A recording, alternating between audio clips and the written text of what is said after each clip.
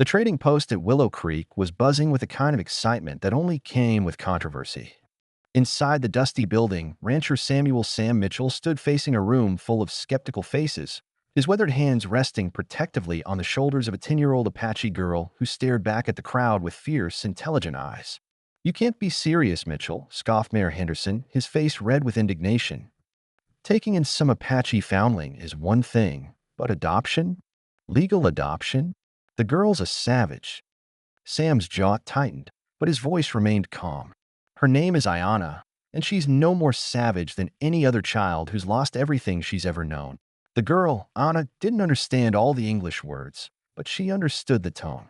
These white men were angry about something, and that anger seemed directed at her. She pressed closer to Sam, the only person who'd shown her kindness since soldiers had found her wandering alone in the desert 3 weeks ago. "Think about what you're doing, Sam," urged Dr. Phillips, his voice more concerned than hostile. "The girl needs proper care, education. There are institutions back east."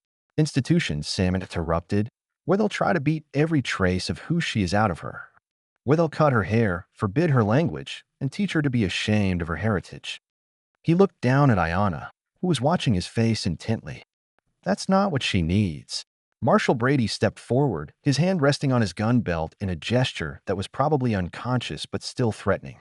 "Mitchell, you're a bachelor rancher living alone 20 miles from town. What do you know about raising a child, let alone an Indian child?" "I know she's got nowhere else to go," Sam replied simply. "I know she's been through hell and deserves better than being shipped off to strangers who'll see her as a problem to be solved rather than a child to be loved."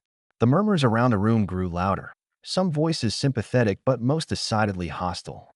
Sam had expected this reaction. Willow Creek was a frontier town still raw from recent Apache raids, where the line between enemy and innocent was often blurred by fear and prejudice. "The paperwork's already been filed with the territorial court," Sam announced, his voice cutting through the noise. "Judge Morrison reviewed the case and approved the adoption. Aiyana Mitchell is legally my daughter now." The room erupted. Some men shouted about the dangers of harboring an enemy, while others questioned Sam's sanity. Through it all, Aiyana stood quietly beside her new father, her dark eyes taking in every face, every gesture, filing away information the way her people had taught her. When the crowd finally began to disperse, still muttering and shaking their heads, Doc Phillips approached Sam with genuine concern written across his features. "Sam, I hope you know what you're doing. That girl's been through trauma we can't even imagine. And the town, well, you've seen their reaction." "I know exactly what I'm doing, Doc," Sam replied, his hand finding Aiyana's small one. "For the first time in a long while, I know exactly what I'm doing." Later that evening, as they rode back to Sam's ranch in comfortable silence, Aiyana finally spoke in halting English mixed with Apache. Why you take me? People angry." Sam considered his answer carefully. Over the past 3 weeks, as he visited her at Doc Phillips' place while the adoption paperwork was processed, he'd been teaching her English while she taught him bits of Apache. Communication was still a challenge, but understanding was growing between them. "Sometimes people are angry about things they don't understand," Sam said slowly, making sure she could follow his words. "They see Apache, they think enemy. They don't see little girl who lost her family." "You see little girl?" Aiyana asked, her voice small. Sam stopped his horse and turned to look at her fully. In the gathering twilight, her face was solemn and much too old for her years. "I see a brave, smart little girl who deserves a chance to be a child again. I see someone who can teach me as much as I can teach her. And I see my daughter." The word daughter was one of the first English words he'd taught her, and seeing her face light up at hearing it made every hostile stare in town worth it. Subscribe to our channel to see how Sam and Aiyana build their unlikely family in the face of a prejudiced world. Life at the Mitchell Ranch settled into an unexpected rhythm over the following months. Sam had converted his small storage room into a bedroom for Aiyana, painting the walls a soft yellow and building her a proper bed with his own hands. She'd been amazed by the concept of sleeping indoors, but gradually came to appreciate the safety and comfort it provided. The real challenge wasn't adjusting to ranch life. Aiyana took to that like she'd been born to it. Apache children were taught from an early age to be self-sufficient, and she proved remarkably capable with horses, livestock, and the 100 daily tasks that kept a ranch running. The challenge was the outside world. Papa Sam, Aiyana said one morning as they repaired fence line together. Her English had improved dramatically, though she still mixed in Apache words when emotions ran high. Why that woman in town make ugly face at me? Sam sighed. They'd made their monthly supply run to Willow Creek the day before, and Mrs. Henderson had indeed made no effort to hide her disapproval when she saw Aiyana helping load supplies into the wagon. Some people carry old hurt and old fear, Sam explained, teaching her how to properly tension barbed wire. They can't see past what they think they know to what's really true. In my before family, Aiyana said carefully, grandmothers say same thing about white people. Say they all want to hurt us, take our land.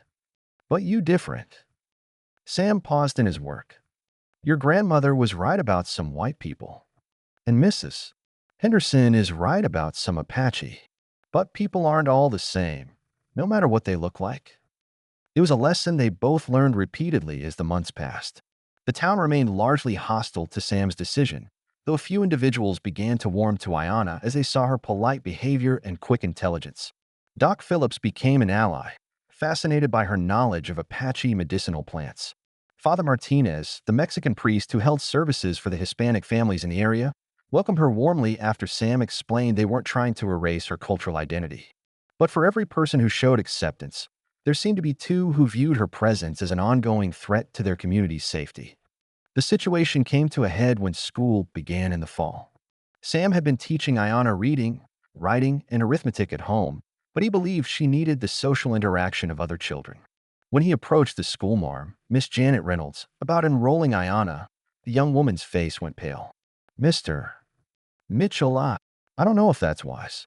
The other parents might object. Let them object, Sam said firmly. Aiyana's a citizen now, legally adopted.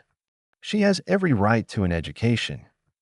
But the other children, what if they're frightened? Sam looked through the schoolhouse window at the dozen or so children inside, ranging in age from 6 to 14. Children aren't born frightened of differences, Miss Reynolds. They learn it from adults. When Aiyana walked into the one-room schoolhouse the next Monday morning, the reaction was immediate and polarizing. Some children stared in open curiosity, others whispered behind their hands, and a few, clearly parroting their parents' attitudes, moved their desks away from hers. But there were also surprises. Young Timothy Phillips, the doctor's son, had heard his father speak positively about Aiyana's intelligence. Sarah Martinez already knew her from church. And Billy Henderson, despite his mother's obvious prejudice, seemed fascinated by the idea of having a real Apache in his class. Class, Miss Reynolds said nervously, we have a new student today. This is Aiyana Mitchell. Is it true you can track animals like a bloodhound? Billy blurted out, earning a sharp look from the teacher. Billy Henderson, that's quite enough, Miss Reynolds scolded, but Aiyana smiled. I can track, she said in her careful English. My grandfather teach me before. She stopped, the pain of loss still too fresh to voice. Could you teach us? Sarah Martinez asked eagerly. I always wanted to know how to follow animal tracks. And just like that, Aiyana found herself surrounded by curious children asking questions about Apache life, tracking, and whether she really knew how to ride without a saddle. Miss Reynolds watched in amazement as her classroom transformed from a place of tension into one of genuine learning and cultural exchange. But not all the parents were pleased when their children came home full of stories about what they'd learned from the Apache girl. By the end of the week, Sam received a visit from an angry delegation. This has gone far enough, Mitchell, declared Mayor Henderson. My wife tells me Billy's been practicing Indian tracking in our backyard, making war whoops and Lord knows what else. Learning about different cultures isn't going to hurt him, Sam replied calmly. It's not natural, insisted Mrs. Patterson, whose daughter Mary was one of Aiyana's classmates. Children shouldn't be exposed to savage ways. There's nothing savage about teaching a child to observe nature and understand animal behavior, Sam countered. Those are valuable skills out here. The argument might have continued indefinitely, but was interrupted by the sound of horses approaching at a gallop. Sam stepped outside to see Aiyana riding hard toward the house, her face tight with urgency. She dismounted in one fluid motion, a skill that never failed to impress Sam, and ran to his side. Papa Sam, trouble. Bad men coming. I see them from Ridge, 6 riders armed, heading for Patterson Place. Sam's blood ran cold. The Patterson Ranch was isolated, vulnerable. If raiders were approaching, how far out, he asked, already moving toward his rifle. 20 minutes, maybe less, Aiyana replied, then switched to Apache as she described exactly what she'd seen, their position, their horses, their weapons. Mayor Henderson looked skeptical. You're taking the word of a child? An Indian child who might be. He was cut off by the distant sound of gunfire echoing across the valley. Sam was already saddling his horse when he looked back at the delegation of parents. My daughter just saved the Patterson family, he said quietly. Still thinks she's a threat to your community? The rescue of the Patterson family became the turning point in Aiyana's acceptance by Willow Creek. Her early warning had allowed Sam to rally several ranchers in time to drive off the raiders before anyone was seriously hurt. When word spread that the Apache girl had been the one to spot the danger and raise the alarm, attitudes began to shift. I owe you an apology, Mrs. Patterson told Sam a week after the incident. And I owe your daughter my family's safety. Mary's been asking if Aiyana could teach her some of those tracking skills. It wasn't a complete transformation. Some residents remained suspicious and hostile, but enough minds changed that Aiyana could walk through town without facing universal condemnation. The children at school, especially, seemed fascinated by their exotic classmate and eager to learn from her. Papa Sam, Aiyana said one evening as they sat on the porch watching the sunset, I think maybe I belong here now. You belonged here the day I brought you home, Sam replied, but he understood what she meant. The feeling of being accepted by a community was different from being loved by one person, and both were necessary for a child to truly thrive. As autumn turned to winter, their little family found its groove. Aiyana excelled in school, particularly in reading and arithmetic, though she struggled with some of the social conventions expected of young ladies in 1880s frontier society. Sam didn't push too hard. He wanted her to learn to navigate the white world, but not at the expense of losing her Apache identity. The real test came when winter brought unexpected visitors to the ranch. Sam was working in the barn when Aiyana came running, her face pale with a complex mix of emotions. Papa Sam, she said urgently, Apache riders coming. 3 men, 1 woman. They know me. Sam's heart clenched. He'd always known this moment might come, surviving members of Aiyana's band discovering where she was. The question was whether they'd come to take her away or simply to see how she was faring. Do you want to see them? Sam asked gently. Aiyana nodded, though he could see she was nervous. Yes, but I want you there too. The 4 Apache visitors were clearly travel-worn and cautious as they approached the ranch buildings. Sam recognized the signs of people who'd been living rough, probably avoiding both military patrols and hostile settlers. When they saw Aiyana standing beside Sam, their expression showed a complex mixture of relief, sorrow, and suspicion. The oldest man, gray-haired and bearing the scars of a hard life, spoke to Aiyana in rapid Apache. Sam caught only fragments, but he understood they were asking about her well-being and whether she was being held against her will. Aiyana's response was longer and more animated. She gestured toward Sam, toward the house, toward the school visible in the distance. The woman, probably in her 30s, with kind eyes and work-worn hands, listened intently, occasionally asking questions. Finally, the old man turned to Sam and spoke in careful English. I am Running Bear, brother to Aiyana's grandfather. We came to see if child is safe, if she needs to come with us. She's safe, Sam replied honestly. She's loved. She's getting an education and learning to live in both worlds, Apache and white. But she is Apache, the woman said firmly. She should not forget her people. I'm not trying to make her forget, Sam said. I want her to remember everything, her language, her stories, her traditions. But I also want her to have choices about her future. What followed was a long conversation, sometimes in English, sometimes in Apache with Aiyana translating. The visitors told stories of their current life, constantly moving, constantly hunted, struggling to maintain their traditions while avoiding capture or death. It was a hard existence, but it was free.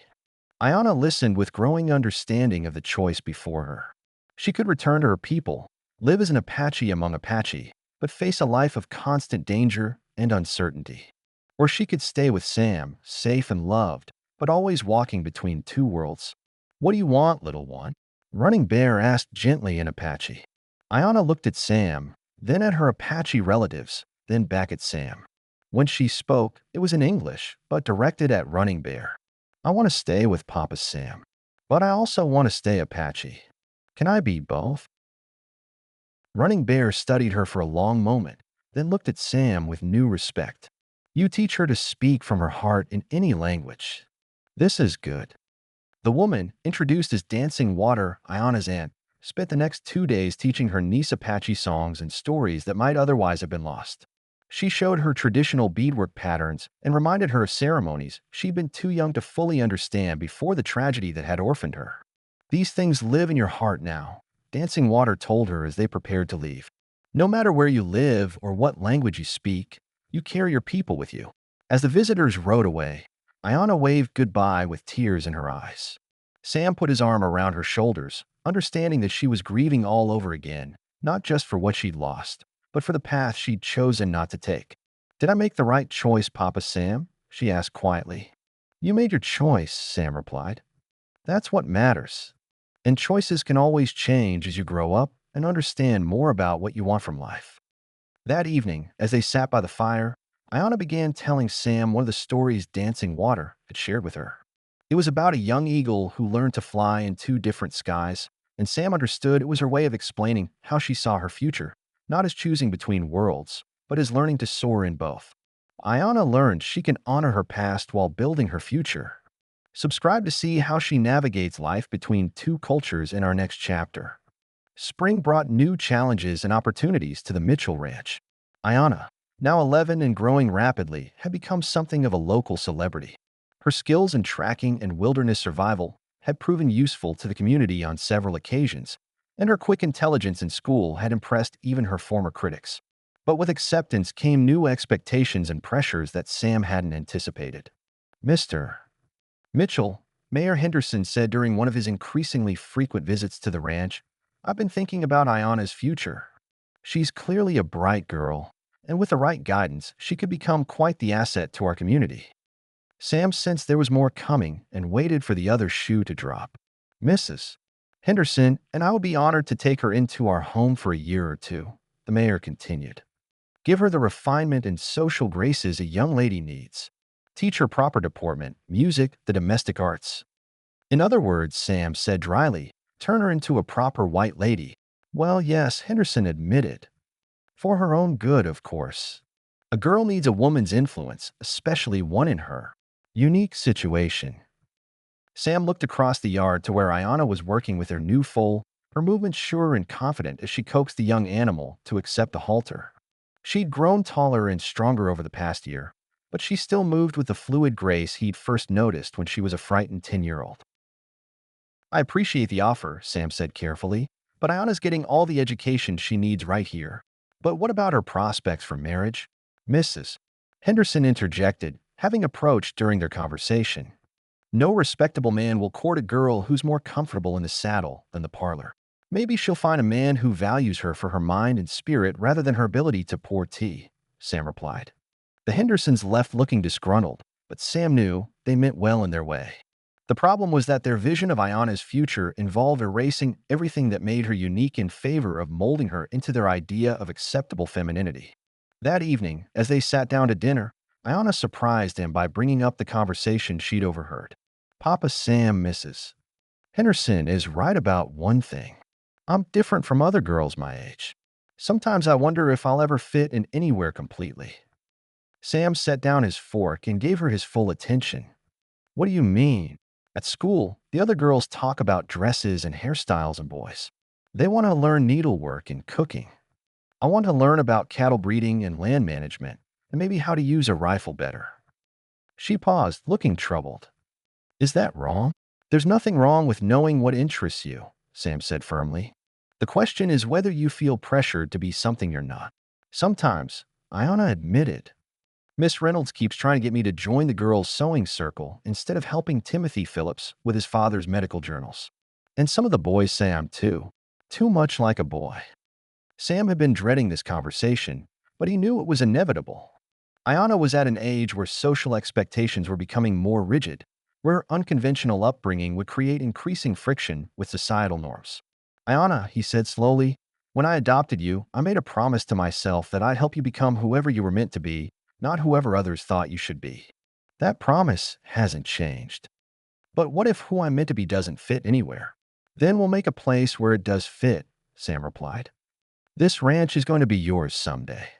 You can run it however you think best, marry whoever makes you happy, or not marry at all if that's your choice, and live by your own rules. The conversation was interrupted by the sound of riders approaching fast. Sam automatically reached for his rifle, but Aiyana was already at the window. It's Timothy Phillips, she reported. And he looks upset. Timothy, now 13 and Doc Phillips' unofficial assistant, dismounted before his horse had fully stopped. Mr. Mitchell, Aiyana, thank God you're here. There's been an accident at the Murphy place. Their youngest boy fell down the old mine shaft, and he's trapped about 20 feet down. Pa, send me to get help. Sam was already moving toward his gear. How bad is it? The shaft's too narrow for most adults, and it's not stable. Pa's afraid if we try to widen it, the whole thing might collapse on the boy. Sam and Timothy both turned to look at Aiyana, the same thought occurring to all of them.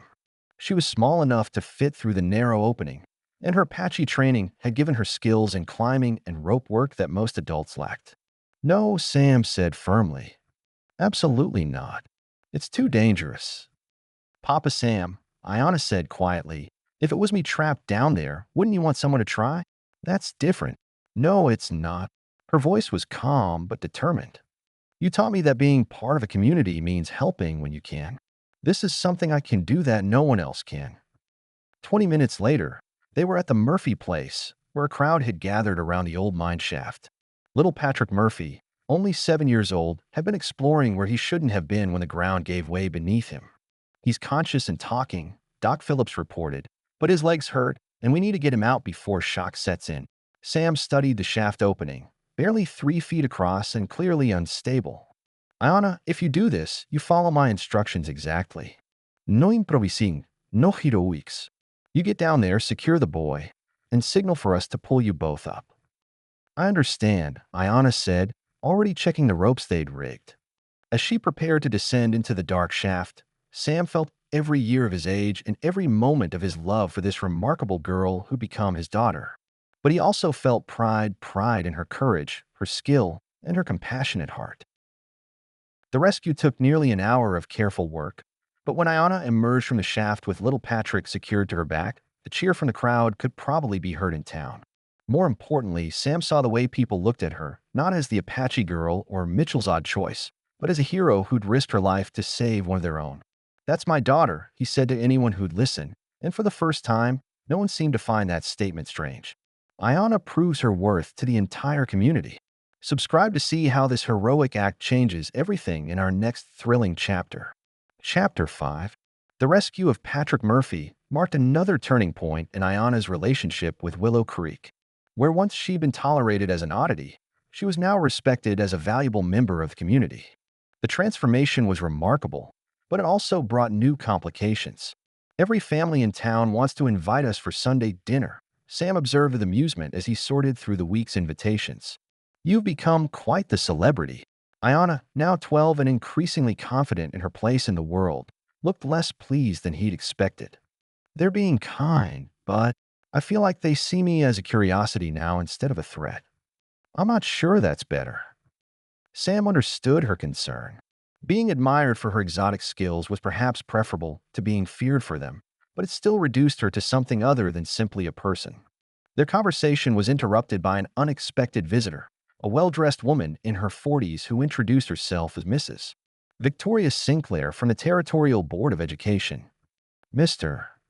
Mitchell, she said in crisp, professional tones, I've come to discuss your daughter's educational future.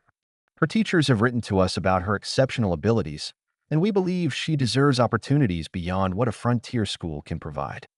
Sam felt a familiar wariness. What kind of opportunities? There's a scholarship available at the Colorado Seminary for Young Ladies, a prestigious institution in Denver. Aiyana would receive a classical education, literature, mathematics, sciences, music, and deportment. She'd graduate as a fully educated young woman, prepared for any future she might choose. And what would this education cost her? Sam asked, though he suspected he knew the answer. Mrs. Sinclair looked puzzled. Cost? The scholarship covers all expenses. I mean, what would it cost her of herself? Sam clarified. Would she be allowed to maintain her Apache language and customs? Would she be free to dress as she chooses, to practice the skills her people taught her? The woman's slight hesitation told him everything he needed to know. The seminary believes in helping young ladies achieve their fullest potential by smoothing away any rough edges that might hinder their advancement in polite society. Rough edges, Aiyana repeated quietly. Like being Apache, my dear child, Mrs. Sinclair said with condescending kindness. Your heritage is part of what makes you special. But to succeed in the wider world, you'll need to learn to minimize those aspects that might make others uncomfortable. Sam saw the spark of anger flash in Aiyana's dark eyes and knew his daughter well enough to recognize when she was about to speak her mind. Mrs. Sinclair, Aiyana said with careful politeness, if my Apache heritage makes people uncomfortable, perhaps the problem isn't with my heritage. The education board representative blinked in surprise at being challenged by a 12-year-old. Well, that is, the world isn't always fair, dear. Sometimes we must adapt to circumstances. Or sometimes we must work to change unfair circumstances, Aiyana replied. My Papa Sam taught me that. After Mrs. Sinclair left with promises to consider their decision carefully, Sam found Aiyana sitting on the porch, staring out at the mountains where her Apache relatives roamed free. Having second thoughts? He asked, settling beside her. No, she said firmly. But I am thinking about what Dancing Water told me, about carrying my people with me wherever I go. Maybe it's time I learn to do that more openly. Over the following weeks, Aiyana began what she privately called her Apache education. She sought out the few remaining Native Americans in the area, learning traditional crafts and stories that supplemented what Dancing Water had taught her. She practiced speaking Apache with increasing frequency, refusing to be embarrassed by her heritage. Most significantly, she began wearing traditional Apache accessories, a beaded headband her aunt had made for her, turquoise jewelry, and moccasins instead of the restrictive boots that white society demanded. The reaction was immediate and mixed. Some townspeople who'd recently celebrated her heroism now muttered about her reverting to savage ways. Others, particularly the younger generation, found her confidence inspiring. Aiyana is right to be proud of who she is, declared Sarah Martinez during one heated discussion at the general store. She saved lives and helped our community. If people can't accept her heritage along with her contributions, that says more about them than about her. The situation came to a head during the annual Founders' Day celebration. Aiyana had been asked to demonstrate tracking skills as part of the festivities, but when she appeared in full Apache dress, buckskin skirt, beaded blouse, and traditional jewelry, several prominent families objected. This is supposed to be a celebration of our town's progress, complained Mayor Henderson. Having her dressed like that sends the wrong message. What message would that be? Sam asked dangerously. That we're still a frontier settlement full of savages, Mrs. Patterson snapped, apparently forgetting her earlier gratitude for Aiyana's warning about raiders. Aiyana stepped forward before Sam could respond. At 12, she was tall for her age and carried herself with a dignity that made her seem older than her years. I am Apache, she said clearly, her voice carrying across the gathered crowd. I'm also American. I'm also a student, a rancher's daughter, and a member of this community. I refuse to pretend that any part of who I am is shameful. She paused, looking directly at Mrs. Patterson. When raiders threatened your family, my Apache skills saved them. When Patrick Murphy was trapped, my Apache training rescued him. You can't celebrate what I can do while condemning who I am. The crowd was silent for a long moment. Then, unexpectedly, young Timothy Phillips began to clap. Sarah Martinez joined him, then Doc Phillips, then Father Martinez.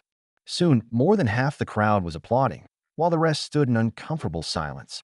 I think, said Judge Morrison, who'd ridden out from the territorial capital for the celebration, that Miss Mitchell has just given us all a lesson in what American courage really looks like. As the crowd gradually dispersed and the celebration continued, Sam watched his daughter demonstrate tracking techniques to a group of fascinated children. She moved with confidence and grace, equally comfortable explaining Apache traditions and answering questions about her plans for the future. You've raised a remarkable young woman, Doc Phillips commented, joining Sam at the edge of the crowd. She raised herself mostly, Sam replied. I just tried not to get in her way. That might be the best parenting philosophy I've ever heard, the doctor said with a chuckle. That evening, as they sat on their porch watching the sunset, Aiyana turned to Sam with a serious expression. Papa Sam, I've decided what I want to do with my life. Oh. Sam tried to keep his voice casual, though he was intensely curious. I want to become a teacher. Not like Miss Reynolds, not just reading and arithmetic. I want to teach children about different cultures, help them understand that being different doesn't mean being wrong or dangerous. Sam smiled, thinking about how perfectly that ambition suited the remarkable young woman his daughter was becoming. I think you'd be an excellent teacher, Aiyana, and I think the world needs what you have to offer. Aiyana finds her calling. Subscribe to see how she prepares to change the world, one student at a time, in our final chapter. 5 years had passed since Aiyana Mitchell first walked into the Willow Creek schoolhouse as a frightened 10-year-old. Now 17, she stood at the front of that same classroom as its newest teacher, facing a room full of children whose ages ranged from 6 to 14. Miss Reynolds had married a traveling merchant the previous spring and moved to California, leaving the town in need of a new educator. When Aiyana applied for the position, there had been some resistance from the usual quarters, but her supporters far outnumbered her critics by then. Class, she said in the clear, confident voice she developed over the years, today we're going to learn about the different peoples who call this territory home. Who can tell me about the Spanish explorers who came here first? Sarah Martinez, now 13, and one of Aiyana's most enthusiastic students, raised her hand eagerly. Over the years, she'd become fluent in both English and Apache Sign Language, often serving as a bridge between cultures. Very good, Sarah, Aiyana said after the girl's answer. And who can tell me about the Apache peoples who were living here when the Spanish arrived? This time it was Billy Henderson, the mayor's son, who responded. At 15, he'd grown into a thoughtful young man whose childhood fascination with Apache culture matured into genuine respect and understanding. Excellent, Billy. Now, can anyone tell me why it's important to learn about all these different groups instead of just one? Timothy Phillips, now 18 and preparing to follow his father into medicine, raised his hand. Because understanding different perspectives makes us better people. And because everyone's story matters. Exactly right, Timothy.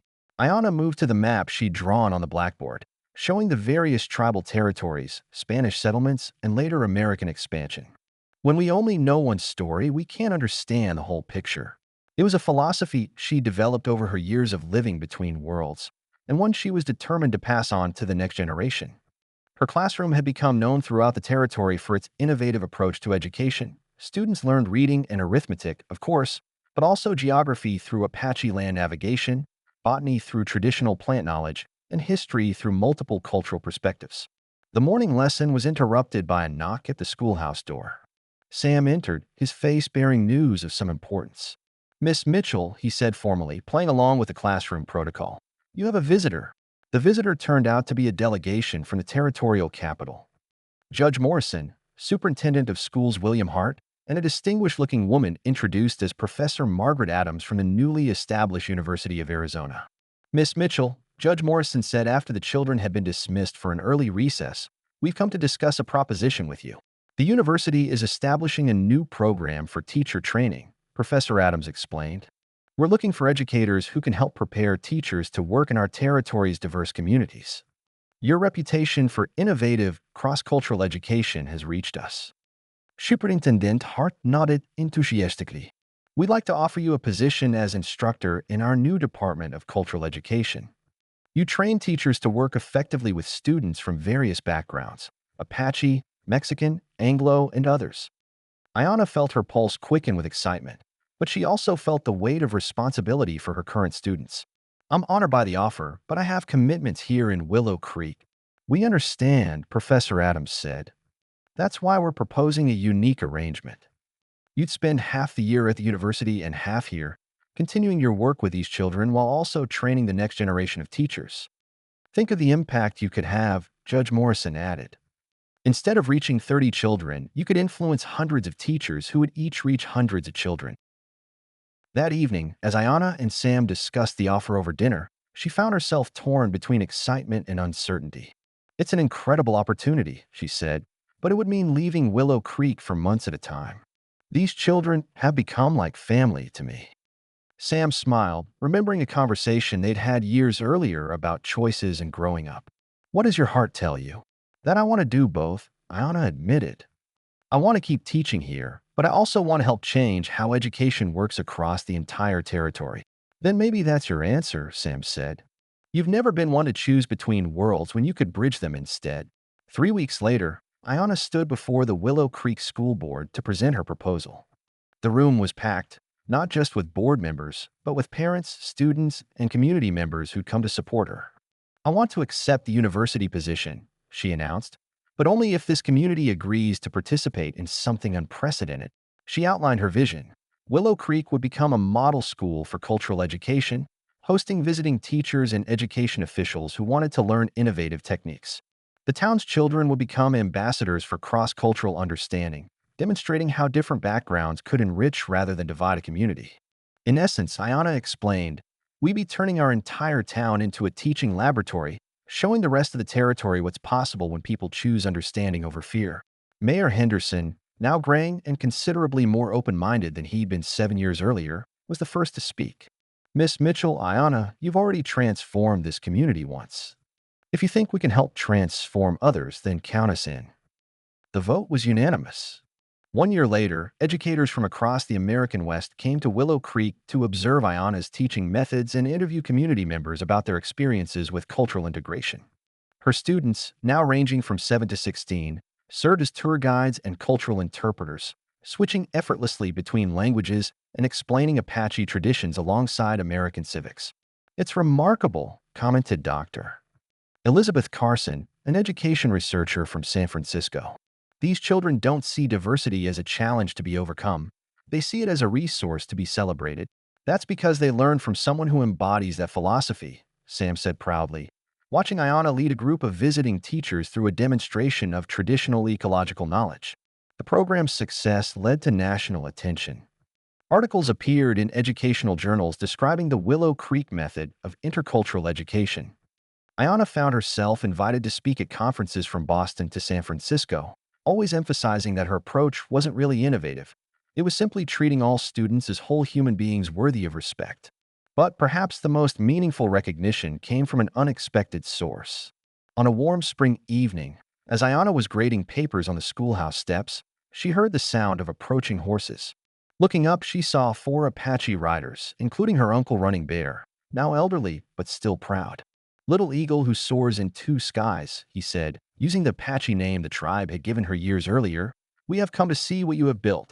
For the next 3 days, Running Bear and his companions observed Aiyana's classes, spoke with community members, and participated in the cultural exchange that had become Willow Creek's defining characteristic. They watched Apache children learning alongside Mexican and Anglo children, saw traditional stories being recorded and preserved, and witnessed respect flowing in all directions. You have done something we thought impossible, Running Bear told her before they left. You have made the white world safe for Apache hearts.